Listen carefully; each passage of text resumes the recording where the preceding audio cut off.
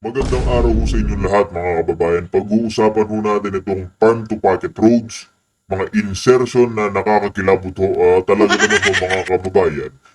Bilyonis ho ang ating pag-uusapan at hindi basta-basta lang. Dito ho kasi ilalantad ho.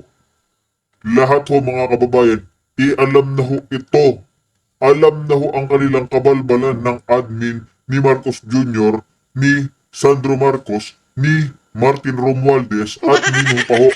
Ito hong si Lisa Araneta. Kaya mga kababayan, sabay-sabay ho tayo mag-react, mag-komento dito sa ating iniidolong si Ka Eric Silis.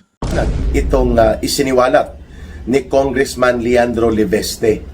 Inilabas rin po ito sa Bilyonaryo News Online at ganon din po ng Philippine Center for Investigative Journalism. Hindi po totoo na nawala ang mga insertions at pork barrel. In fact, nagpatuloy po at walang kahihiyang pinalusot pa rin nila sa Kongreso. At ito ngayon ang pinag-uusapan sa Bicameral Committee Conference bago isumiti kay Marcos Jr. ang proposed budget na pipirmahan niya at gagawin niyang General Appropriations Act for 2026. Ano po ang mga nilalaman na iskandaluso at nararapat namang maisiwalat sa mga mamamayan? Una, ang pamunuan ng House of Representatives ayon sa ulat na inilabas ng Philippine Center for the Investigative Journalism at nitong Bilyonaryo News Online at kahit pa ng Rappler News, ang mga pamunuan ng House of Representatives ang nangunguna sa mga insertions. Hindi na nga ho ito nakakapagtaka mga kababayan na dyan namumuno sino pa ho ba yung pork barrel king? Walang iba ho mga kababayan kundi itong si Martin Romualdez tsaka ho si Sandro Marcos. Yan ho yung mga malalaking magnanakaw dyan ho sa House of Representatives, kaya hindi na ho nakakapagtaka kung bakit sila ho'y may pinakamalaking insertion sa 2023, 2024, 2025 at sunod-sunod na taon pa nga ho. Diba? Kasi nga ho, pinaliligiran ho tayo ng mga magnanakaw na congressman. Pinaliligiran ho tayo ng mga Marcoses, ng mga magnanakaw at mga gumagamit ng mga Coca-Cola. Kapag sinabi pong insertions, ito ang pinagmumulan ng korupsyon sapagkat ginagamit ito para itago, ipalusot ang mga pundo at mga proyekto na hindi naman kailangan. Subalit, yun po ay pupunduhan upang ang malaking bahagi ay makukuha ang tinatawag na SOP o yung tinatawag na Standard Operating Procedure upang kubrahin at kamkamin. So ang insertion ay isang pamamaraan, method, upang ang mga budget na isinusumiti nila Marcos ay kanila pong maikutan, malusutan sa pamamagitan ng paglalagay ng mga items na hindi po kapakipakinabang at walang kabuluhan sa pag-unlad ng lipunan at ng mamamayan.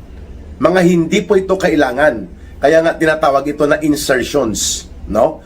At ang isang forma ng insertion ay ang allocables. Ito po yung pork barrel.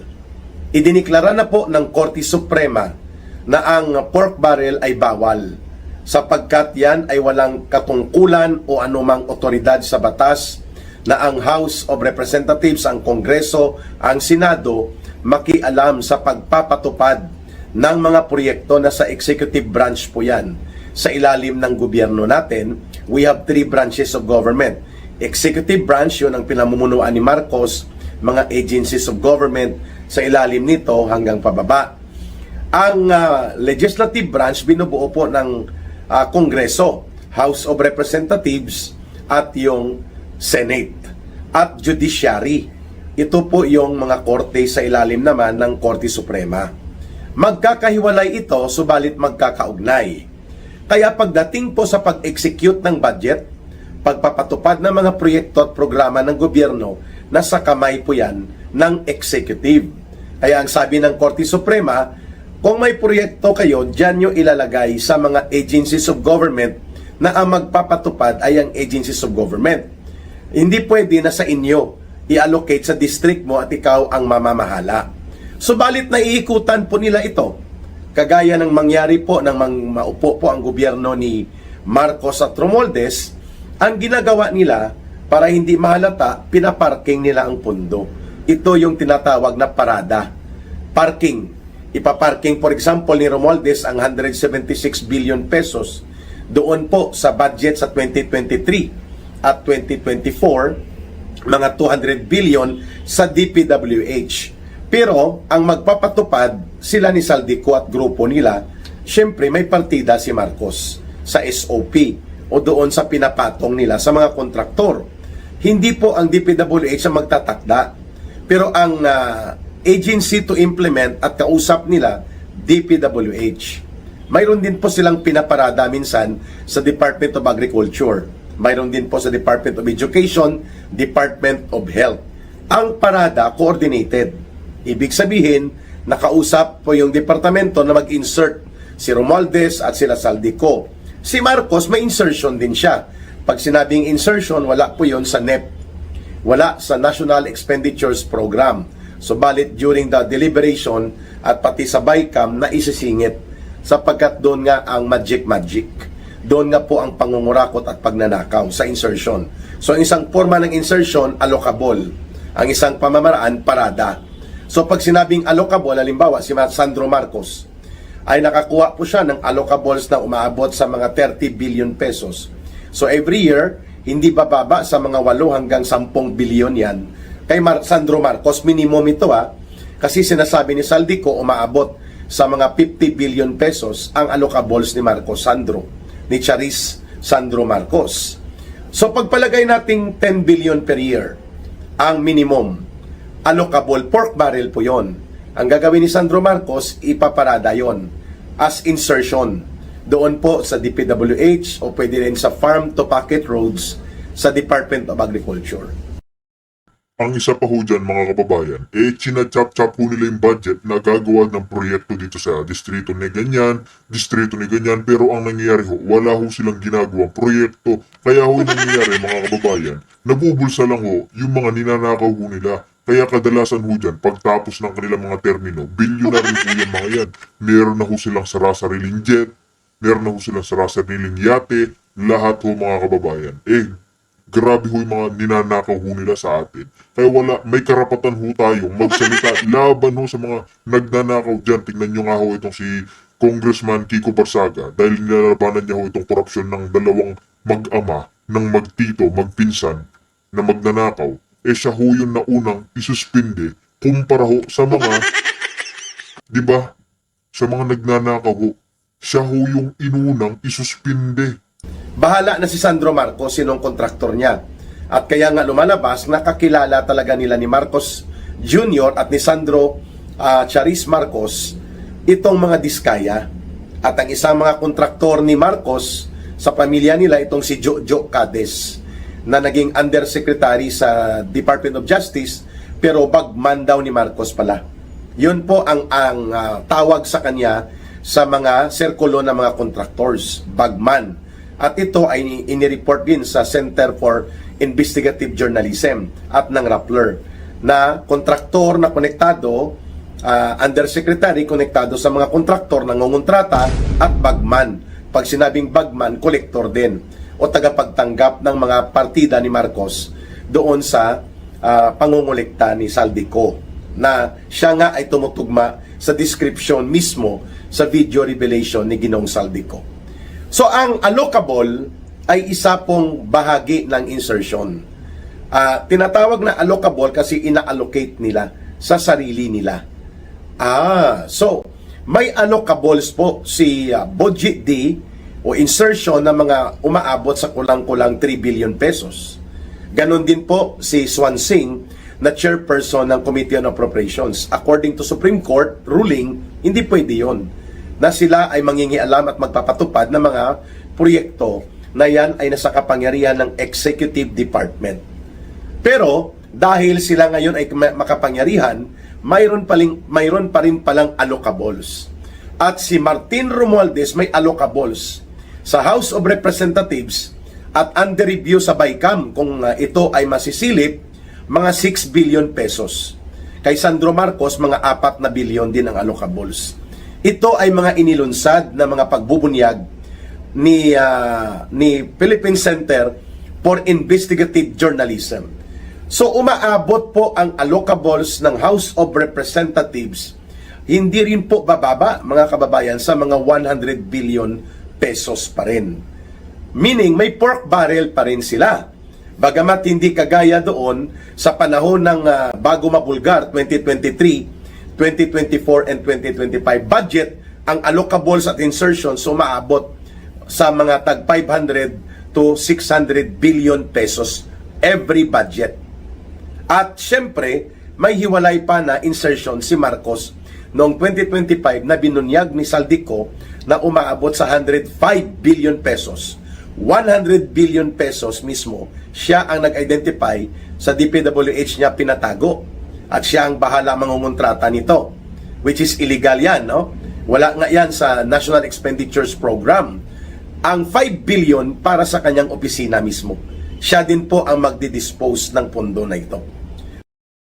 Isa pa ho mga kababayan, tsaka dadaan din ho yan sa presidente kasi nga ho mga kababayan, pipirmahan ho yan ni Marcos Jr. kaya imposible hong wala siyang kinalaman dyan. Kung hindi ho nasisita ng Supreme Court itong kabalbalan hong ginagawa nila, wala ho tayong alam kundi pagtatakpan lang ho yan ng mga medyang binabayaran ho nila. Papabanguhin lang ho yung kanilang mga pangalan para hindi ho natin mapansin yung ginagawa nilang pagnanakaw dyan sa House of the Representatives, dyan sa Senado, dyan ho lahat ng kawani nila na magnanakaw sa gobyerno.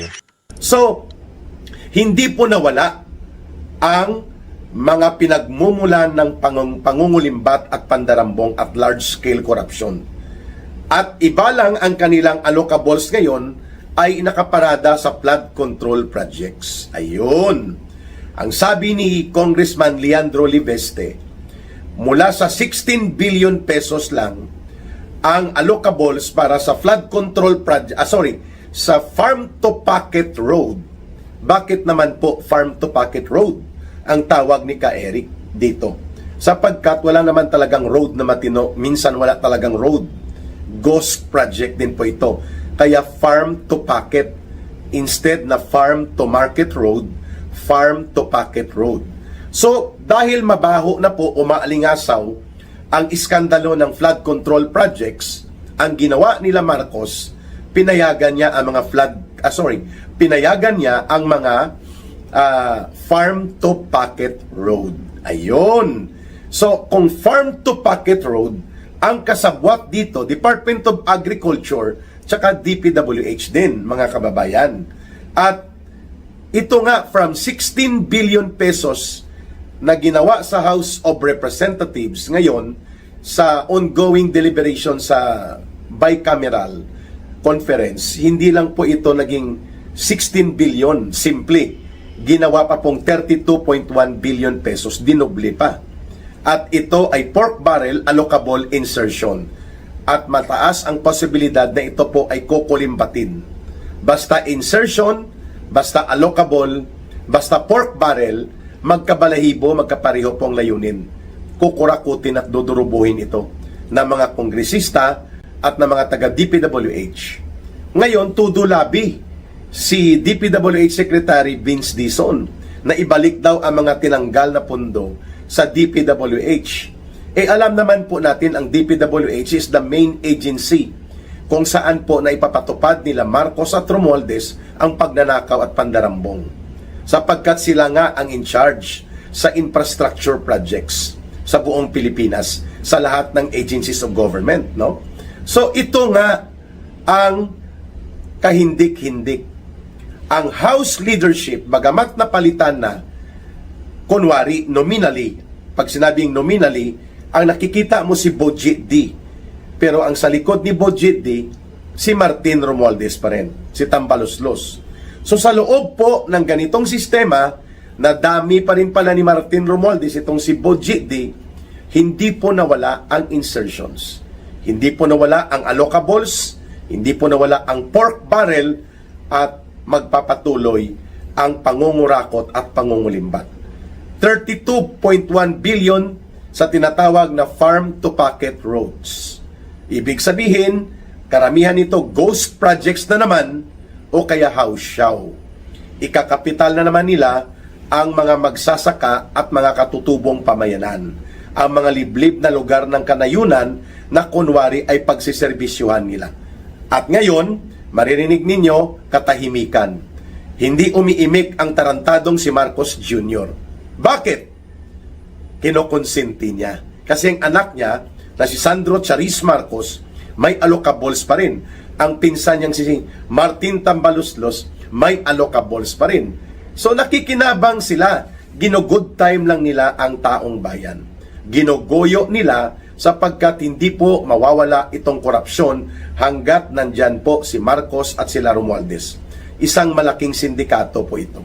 Mantakin mo, ang pinakamalaking mga insertions at mga allocables, diskarte nila, walang iba po kundi ang pamunuan ng House of Representatives mula kay Budget D na ngayon ay nominal head ng Speaker bilang Speaker of the House, pero sa likod niya si Martin Tambaluslos ang nagpapaandar at kumukumpas sa House of Representatives dahil hindi nga binibigwasan, hindi nga dinudurog ni Marcos itong si Romualdez dahil kasapakat niya, kasabwat at kapanalig niya sa paglulunsad ng pandarambong. Kaya malakas pa rin ang loob na siya ang mangialam sa pagpapaandar nitong isang malaking sindikato sa House of Representatives, no? Bahagi diyan, syempre, itong Committee on Appropriations chairperson, itong si Swansing. Mga kababayan, ito ay malaking pagtataksil, malaking panloloko. At bantayan natin kasi naibulgar na ni Congressman Leandro Libeste na mayroong kaduda-duda. At malamang sa malamang, ito ang panggagalingan ng pangungulimbat, ang paglaki ng doble ng farm-to-pocket roads. At naglalabi pa ang walang kahihiyan sa kanyang sarili na si Vince Dizon na ibalik at dagdagan pa ang pondo ng DPWH na tinapyasan bago dumating sa Bicameral Committee Conference ng House of Representatives at ng Senado. Mga kababayan, ang mga sakim at gahaman sa pera, hindi po nahihiya na ipagpapatuloy ang pagnanakaw at pandarambong kung hindi sila magkakaroon ng kaparusahan at pananagutan. Kaya po ang Marcos resign na panawagan ay tamang-tama, tugmang-tugma sa pangangailangan ng ating panahon. Because how can we demand justice and how can we bring before the bar of justice and the law itong si Marcos at Romualdez at ang mga aliporis nilang sindikato sa pagnanakaw at pandarambong kagaya ni Saldico at mga kasabwat nila kung ang namumuno pa rin sa gobyerno ay nagpapatuloy ang pagkapit sa puder upang gamitin ito sa pagtatabon-tabon at pagtatakip ng malawakang krimen ng pandarambong at pangungulimbat at ginagamit ito para ikutan ang batas, butasin ang batas at ipagpapatuloy ang malala at malubhang kaganapan ng large-scale corruption and systematic plunder. So we have to remove the source of the existence ng ganitong uri ng kalagayan ng ating gobyerno kung saan po mismo si Marcos at bilang pinuno ng gobyerno ay siyang nagpipreside ng isang malaking sindikato na uri ng panggobyerno. Saan ka nakakita na nabisto sila sa ghost flood control projects? Mga 1.4 trillion pesos ito na nawala taon-taon, halos mahigit 400 to 500 billion pesos. Nag-devise sila ng panibagong palusot at ang tawag nila ay allocables sa pamamagitan ng farm-to-pocket roads. At ganoon din po sa mga ayuda-ayuda at mga proyekto sa Department of Health na hindi po nabusisi ng masyado. At pangalawa, hindi pinigilan ni Marcos na mag-allocate ng mga pundo sa sarili nila sa tawag na insertions at allocables, which are actually nothing than pork barrel na ipinagbawal ng Korte Suprema, nagtuloy-tuloy pa rin po. sa ilalim nitong pamunuan ng tuta ni Romualdez na si Budget D at nitong si Swansing. Napalitan lang ang mukha ni Saldico sa Committee on Appropriations, pero ang sindikato nila sa Committee on Appropriations ngayon pinamumunuan ni Swansing sa kumpas ni Budget D at ni Tambaluslos. Si Swansing mismo ay almost 2 billion pesos din ang kanyang allocables sa kanyang distrito. At kay Martin Romualdez, ulitin po natin, sa House of Representatives version, almost 6 billion pesos po ang allocables or pork barrel ni Martin Tambaluslos, na ang ibig sabihin, sila pa rin po ang magpapatupad nito mga pundong ito at kontrolado pa rin nila ang mga contractors at pipili lang sila ng bagong mga contractors na hindi pa naibubulgar dahil wala naman pong ginawa ang Senate Blue Ribbon Committee pa kundi ang pagtakpan at tabun-tabunan ang kaganapan ng malawakang krimeng ito ng pandarambong nila Marcos at Romualdez, kaya hindi pa nabubulgar ang iba pang mga contractors. Pinalitan lang ang sindikato ni Marcos na si Bunuan sa DPWH ng bagong muka na si Vince Dizon. But the essence, Nakita naman ho natin mga kababayan na kahit na napalitan na ito si Bunuan, lumukulok itong si Vince Dizon, yung pagtatakip ho ng pagnanakaw nila dyan sa DPWH. Di ba, alam naman ho natin, gusto nila hong kunin o alam niyo na ho, ibalik yung 45 billion na pondo ng DPWH na siya mismo yung DPWH po mismo mga kababayan, ang nagpatanggal nito na bawasan daw ang pondo nila. O ngayon, hinahanap na ho nila para ano ho yan mga kababayan? Para nakawin na naman ba ni Bangag? Tanong ko lang ho yan mga kababayan. Para nakawin na naman ho ba ng admin ngayon? the system and the organized methodology and approach kung paano iniikutan ang budget, paano pinapalusutan, kunwari medyo mababa na, hindi na tag 400 billion, hindi na tag 300 billion, pero 100 billion pa rin po ang inaabot ng insertions at nanakawin sa kaban ng bayan. This is terrible, mga kababayan, kung tatahimik tayo. Kaya natin ito isinisiwalat sapagkat the direction right now is not only to expose and stop the large-scale and massive corruption na ngayon ay patuloy na ginagawa ni Marcos at pinapahintulutan sapagkat nakikinabang siya ng tulutudo. The direction is to remove Marcos and Romualdez at sila sa mapayapang pamamaraan sa pagkilos ng taong bayan sa sama-sama at kolektibong paninindigan ay papalitan dapat na si Marcos. He has to go. Hindi lamang incompetent at hindi lamang kasabwat, kundi mastermind mismo si Marcos sa kaganapan ng ganitong sistema. Tapos arte-artihan niya tayo ng bait-baitan na statement, mga pahayag-pahayag na kunwari ay nahabol na nila ang mga sangkot dito sa flood control projects at sa sindikato ng corruption like Saldico, pero tuloy pa rin pala ang ligaya